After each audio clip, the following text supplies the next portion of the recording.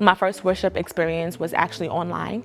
Apostle was doing a series called The Honor Code. He had the musicians, the old armor bearers that left before, come back up and apologize to those who remained.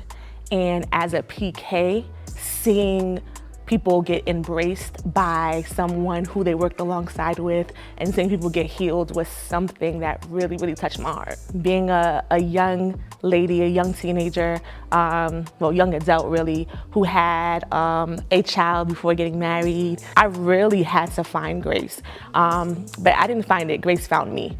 It had its moment where it collided my heart one Sunday morning sitting in the back of the church, and the Lord said to me, I had to, so that you could be free. Apostle gives us the language on being human beings, not being a human doing. And having that context and that idea of you are just who God calls you to be as a daughter has given me the idea that I can have my seat, that I don't have to be running, I don't have to have my hands in so many different things. Transitioning from being a PK to now being, this is the only ministry that I've been at that I have not served my parents as my leaders.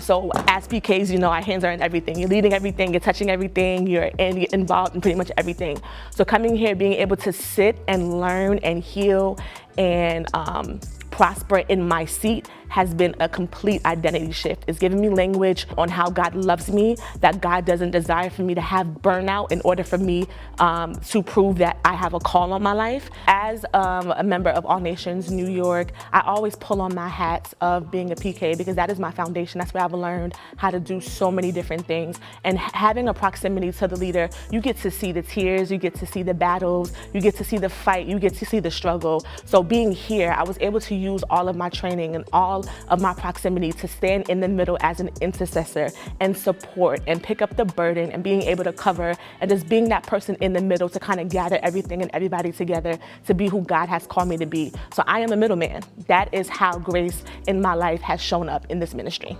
I am graced to be a middleman. I am graced to be a support. I'm also graced to lead, and I am graced to unlearn and become.